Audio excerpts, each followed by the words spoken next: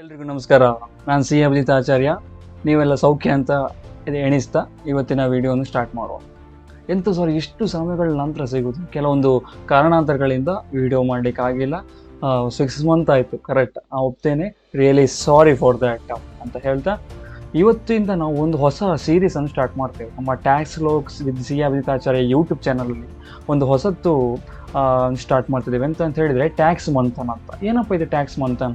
ನೀವು ಸಮುದ್ರ ಮಂಥನ ವಿಷಯ ಕೇಳಿದ್ದೀರಾ? ಅಲ್ಲಿ ದೇವರು ಮತ್ತು ಅಸುರರು ಮಂಥನ ಮಾಡ್ತಾ ತಮಗೆ ಬೇಕಾದ ವಸ್ತುಗಳನ್ನು ಪಡೀತಿದ್ರು. ಅದೇ ಥರ ನಾವು ಟ್ಯಾಕ್ಸ್ ಮಂಥನಲ್ಲಿ ಟ್ಯಾಕ್ಸಿಗೆ ವಿಷಯಕ್ಕೆ ಸಂಬಂಧಪಟ್ಟದನ್ನು ಮಂಥನ ಮಾಡ್ತಾ ನಮಗೆ ಬೇಕಾದ ಇಂಟ್ರೆಸ್ಟಿಂಗ್ ಕುತೂಹಲಕಾರಿ ವಿಷಯಗಳನ್ನು ಹೊರಗೆ ತೆಗೆಯುತ್ತೆ. ಅದು ನಮಗೆ ಪ್ರಾಕ್ಟಿಕಲಿ ಹೆಲ್ಪ್ಫುಲ್ ಆಗ್ತದೆ ಅಂತ ವಿಷಯಗಳನ್ನು ನಾವು ಇದರಲ್ಲಿ ತೋರಿಸ್ತೀವಿ. ಈ ವಿಡಿಯೋದು ತಮ್ನೇಲ್ ನೋಡುವಾಗ ಎಂತ ಮಾರಿ ಇವರು ಕ್ರಿಕೆಟ್ ಬಗ್ಗೆ ಸ್ಟಾರ್ಟ್ ಮಾಡಿದ್ರೆ ಅಥವಾ ಅನಾಲಿಸಿಸ್ ಬಗ್ಗೆ ಸ್ಟಾರ್ಟ್ ಮಾಡಿದ್ರ ಅಂತ ಅನಿಸ್ತದೆ. ಇಲ್ಲ, ನಾವು ಟ್ಯಾಕ್ಸಿಗೆ ಸಂಬಂಧಪಟ್ಟದೆ, ಕ್ರಿಕೆಟ್ನಲ್ಲಿ ಸಹ ಒಂದು ಟ್ಯಾಕ್ಸಿಗೆ ಸಂಬಂಧಪಟ್ಟದ ವಿಷಯವನ್ನು ಹುಡುಕ್ಲಿಕ್ಕೆ ಟ್ರೈ ಮಾಡ್ತೇವೆ. ಈಗ IPL ಇದು ಹವ, ಎಲ್ಲ ಕಡೆ IPL ಇದು ಹವ. ನಾಳೆ ಅಂತೂ CSK ಮತ್ತು RCB ಮ್ಯಾಚ್. ಸೊ ಯಾರು ವಿನ್ ಆಗ್ತಾರೆ, ಯಾರಾದ್ರು ಒಬ್ಬರು ವಿನ್ ಆದರೆ ಕ್ವಾಲಿಫೈ ರನ್ ರೇಟ್ ಆಧಾರದ ಮೇಲೆ. ಮಳೆ ಬಂದರೆ CSKದು ರನ್ ರೇಟ್ ಆಧಾರದ ಮೇಲೆ CSK ಕ್ವಾಲಿಫೈ. ಹಾಗಾಗಿ ಅದು it is out of our control. So we cannot predict everything. So ಅದನ್ನು ಸೈಡಿಗೆ ಇಡೋ. ಇವತ್ತು ನಾವು ಕ್ರಿಕೆಟ್ನಲ್ಲಿ ಸಹ ಏನಪ್ಪ ನೋಡ್ಬೋದು ಅದನ್ನು ವಿಡಿಯೋ ಸ್ಟಾರ್ಟ್ ಮಾಡೋ ಮೊದಲು ನೀವು ಸಬ್ಸ್ಕ್ರೈಬ್ ಆಗಿಲ್ಲ ಅಂತ ಹೇಳಿದ್ರೆ ಪ್ಲೀಸ್ ಸಬ್ಸ್ಕ್ರೈಬ್ ಮಾಡಿ. ವಿಡಿಯೋ ನಿಮಗೆ ಇಷ್ಟ ಆದರೆ ಲೈಕ್ ಮಾಡಿ, ಸಬ್ಸ್ಕ್ರೈಬ್ ಮಾಡಿ ಮತ್ತು ಶೇರ್ ಮಾಡಿ. ಈಗ ವಿಷಯಕ್ಕೆ ಬರುವ. ಈಗ ಕೆಲವೊಂದು ಕ್ರಿಕೆಟಲ್ಲಿ ಸಹ ನಾವು ಅಧ್ಯಯನ ನಡೆಸ್ತಾ ಹೋಗುವಾಗ ಅಲ್ಲಿ ಕೆಲವೊಂದು ವಿಷಯಗಳು ಬಂತು. ಈಗ ಫಾರಿನ್ ಕ್ರಿಕೆಟರ್ಸ್ ಎಲ್ಲ ಇಂಡಿಯಾಕ್ಕೆ ಆಟಾಡಲಿಕ್ಕೆ ಬರ್ತಾರೆ. ಈಗ IPLಗೆ ಫಾರಿನ್ ಕ್ರಿಕೆಟರ್ಸ್ ಎಲ್ಲ ಬರ್ತಾರೆ. ಫಾರ್ ಎಕ್ಸಾಂಪಲ್ RCBಯಲ್ಲಿ ನಮ್ಮ ಫಾಫ್ ಡು ಪ್ಲೆಸಿಸ್ ಇದ್ದಾರೆ, ಅಥವಾ ವಿಲ್ ಜಾಕ್ಸ್ ಅವರು ಇದ್ದಾರೆ. ಅದೇ ಥರ ಈಗ CSKಯಲ್ಲಿ ಸ್ಯಾಂಟ್ನರ್ ಇದ್ದಾರೆ, ಡ್ಯಾರೆಲ್ ಮಿಚೆಲ್ ಅವರಿದ್ದಾರೆ. ಅದೇ ಥರ ಬಹುತೇಕ ವ್ಯಕ್ತಿ, ಪತಿರಾಣ ಇದ್ದರು. ಹಾಗಾಗಿ ಅವರೆಲ್ಲ ಫಾರಿನ್ ಕ್ರಿಕೆಟರ್ಸ್. ಅವರಿಗೆ ಇಂಡಿಯಾದಲ್ಲಿ ಇನ್ಕಮ್ ಟ್ಯಾಕ್ಸ್ ಫೈಲ್ ಮಾಡಬೇಕಾ, ಇಂಡಿಯಾದಲ್ಲಿ ಇನ್ಕಮ್ ಟ್ಯಾಕ್ಸ್ ಉಂಟಾ ಅವರಿಗೆ ಅಂತ ನೋಡ್ತಾ ಹೋಗುವ.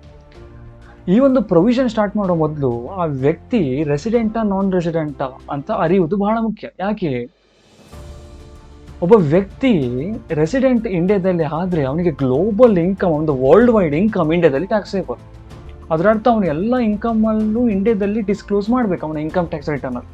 ಅದೇ ಆ ವ್ಯಕ್ತಿ ನಾನ್ ರೆಸಿಡೆಂಟ್ ಆದರೆ ಅವನಿಗೆ ಖಾಲಿ ಇಂಡಿಯಾದಲ್ಲಿ ಇನ್ಕಮ್ ಎಂತ ಜನರೇಟ್ ಮಾಡ್ತಾನಲ್ಲ ಅದು ಮಾತ್ರ ಡಿಸ್ಕ್ಲೋಸ್ ಮಾಡಿದರೆ ಆಯ್ತು, ಅವನ ಇನ್ಕಮ್ ಟ್ಯಾಕ್ಸ್ ಅದಕ್ಕೆ ಮಾತ್ರ ಇನ್ಕಮ್ ಟ್ಯಾಕ್ಸ್ ಬೀಳ್ತದೆ.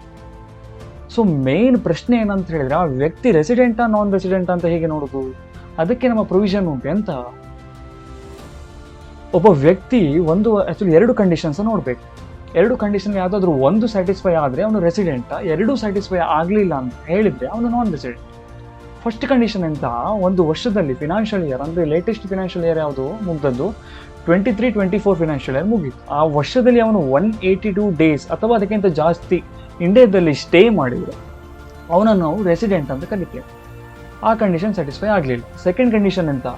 ಅಟ್ಲೀಸ್ಟ್ 60 ಡೇಸ್ ಆದರೂ ಇದ್ದಾನ ಇಂಡಿಯಾದಲ್ಲಿ ಅಂತ ನೋಡಬೇಕು.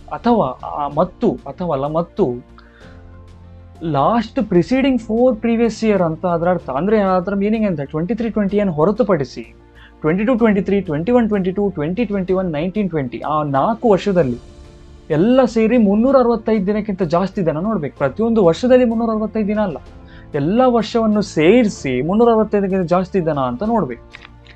ಆ 60 ಡೇಸ್ ಆ ವರ್ಷದಲ್ಲಿ, 365 ದಿನ ಆ ಹಳೆಯ 4 ಪ್ರೀವಿಯಸ್ ಇಯರಲ್ಲಿ 2 ಸ್ಯಾಟಿಸ್ಫೈ ಆದರೆ ಅವನು ರೆಸಿಡೆಂಟ್ ಅಂತ ಕನ್ಸಿಡರ್ ಆಗ್ತಾನೆ.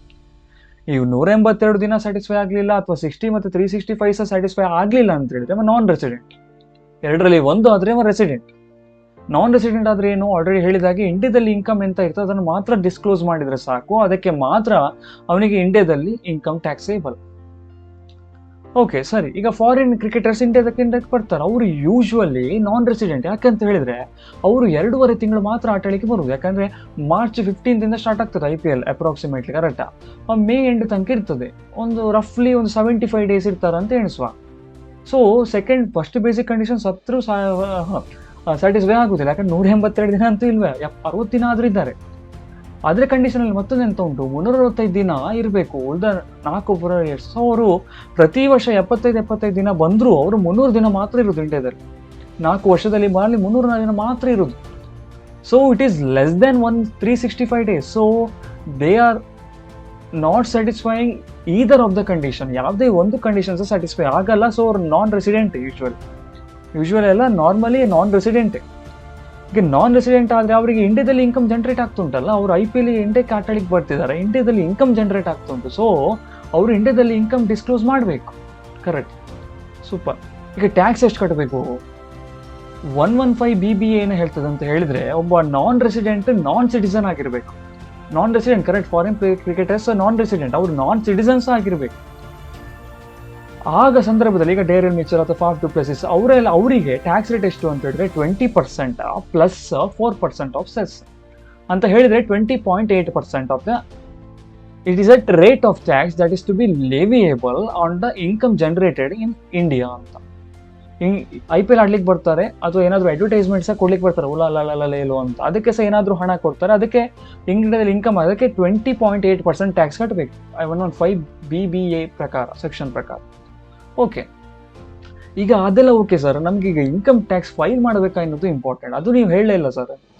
ಈಗ ಹೇಳುವ ಅದು ಎಂತ ಅಂತ ಹೇಳಿದ್ರೆ, ಆ ಒಂದು ಪ್ರೊವಿಷನ್ ಅಂತ ಹೇಳ್ತದೆ, ಆ ಇನ್ಕಮ್ ಟ್ಯಾಕ್ಸ್ ಇದು ಪ್ರೊವಿಷನ್ ಅಂತ ಹೇಳ್ತದೆ, ಆ ನಾನ್ ರೆಸಿಡೆಂಟ್ ನಾನ್ ಸಿಟಿಸನ್ ಆಫ್ ಇಂಡಿಯಾದಲ್ಲಿ ಖಾಲಿ ಇನ್ಕಮ್ ಯಾವ್ದ್ರಿಂದ ಬರಬೇಕು? ಇದ್ರದ್ದು ಮಾತ್ರ ಬರಬೇಕು. ಸ್ಪೋರ್ಟ್ಸ್ ಪರ್ಸನ್ ಆಗಿರಬೇಕು ಅಂತ, ಏನಾದ್ರು ಅಡ್ವರ್ಟೈಸ್ಮೆಂಟ್ ಇಂದ ಬರಬೇಕು. ಅದು ಬಿಟ್ಟು ಬೇರೆ ಏನಾದರೂ ಇನ್ಕಮ್ ಇದ್ದಿದ್ರೆ, ಫಾರ್ ಎಕ್ಸಾಂಪಲ್ FD ಇಟ್ಟಿರ್ತಾನೆ, ಅದರಿಂದ ಇಂಟ್ರೆಸ್ಟ್ ಬರ್ತಿರ್ತದೆ, ಅಥವಾ ಏನಾದರೂ ಬಿಸ್ನೆಸ್ ಹೋಲ್ಡ್ ಮಾಡಿರ್ತಾನೆ ಅಂತ ಎಣಿಸ್ಕೊಳ್ಳಿ, ಪಾರ್ಟ್ನರ್ಶಿಪ್ ಎಂಥದ್ದು ಒಂದು ಇರ್ತದೆ, ಆ ಸಂದರ್ಭದಲ್ಲಿ ಅವನು ಇನ್ಕಮ್ ಟ್ಯಾಕ್ಸ್ ಫೈಲ್ ಮಾಡಲೇಬೇಕು. ಅವನಿಗೆ ಖಾಲಿ ಇಂಡಿಯಾದಲ್ಲಿ IPL ಆಡೋದ್ರಿಂದ ಮಾತ್ರ ಇನ್ಕಮ್ ಬರ್ತಾ ಉಂಟು, ಏನಾದರೂ ಅಡ್ವರ್ಟೈಸ್ಮೆಂಟ್ ಇಂದ ಇನ್ಕಮ್ ಬರ್ತಾ ಉಂಟು ಅಂತ ಹೇಳಿದ್ರೆ ಅದು ಒಂದು ಕಂಡೀಷನ್ ಸ್ಯಾಟಿಸ್ಫೈ ಆಗಿದೆ. ಎರಡನೇ ಕಂಡೀಷನ್ ಅಂತ, ಅವನಿಗೆ TDS ಸಹ ಕಂಪ್ಲೈ ಮಾಡಬೇಕು. TDS ಅಂದ್ರೆ ಎಂತ? Tax deducted source. ಇನ್ನು ನಿಮಗೆ ಅರ್ಥವಾಗುವ ಭಾಷೆಯಲ್ಲಿ ಹೇಳುವುದಾಗಿದ್ರೆ, ಈಗ ಫ್ರಾಂಚೈಸಿಗಳು ಅವರಿಗೆ ಹಣ ಕೊಡ್ತಾರೆ, 1 ಲಕ್ಷ ಹಣ ಕೊಡ್ತಾರೆ ಅಂತ ಎಣಿಸುವ. ಒಬ್ಬ ಪರ್ಸನ್ಗೆ, ಡೇರೆಲ್ ಮಿಚೆಲ್ ಅವರಿಗೆ 1 lakh ಅಮೌಂಟ್ CSK ಅವರು ಕೊಡ್ತಾರೆ ಅಂತ ಎಣಿಸ್ಲಿ. ಅದರಲ್ಲಿ TDS ಅನ್ನು ಡಿಡಕ್ಟ್ ಮಾಡಬೇಕು ಯಾರು? ಫ್ರಾಂಚೈಸಿ ಅವರು. ಹಾಗಾಗಿ 1 ಲಕ್ಷದಲ್ಲಿ 20,800 ಅನ್ನು ಮೈನಸ್ ಮಾಡಿ ಉಳಿದ ಅಮೌಂಟ್ ಅನ್ನು ಕೊಡಬೇಕು. ಮೈನಸ್ ಮಾಡಿದ್ದು ಹಣ ಉಂಟಲ್ಲ, ಅದು ಯಾರಿಗೆ ತಾವಿಡ್ಕೊಳ್ಳೋದಲ್ಲ, ಅದನ್ನು ಗೌರ್ಮೆಂಟ್ ಆಫ್ ಇಂಡಿಯಾಕ್ಕೆ ಟ್ರಾನ್ಸ್ಫರ್ ಮಾಡಬೇಕು, ಸಬ್ಮಿಟ್ ಮಾಡಿ ಬಿಡಬೇಕು. ಅದರ ಅರ್ಥ ಏನು? ಅವ ಇನ್ಕಮ್ ಟ್ಯಾಕ್ಸ್ ಕಟ್ಟಿ ಆಯಿತು ಅಂತ ಅರ್ಥ. ಯಾರು? Foreign cricketers. ಹಾಗಾಗಿ ಪುನಃ ಇನ್ಕಮ್ ಟ್ಯಾಕ್ಸ್ ಫೈಲ್ ಮಾಡಲಿಕ್ಕಿಲ್ಲ. ಈ 2 ರೂಲ್ ಅಪ್ಲೈ ಆದರೆ ಮಾತ್ರ. ಒಂದು, ಬೇರೆ ಇನ್ಕಮ್ ಇರಬಾರ್ದು. ಎರಡನೇದು, TDS ಕಂಪ್ಲೈ ಮಾಡಿರ್ಬೇಕು. ಯಾರು?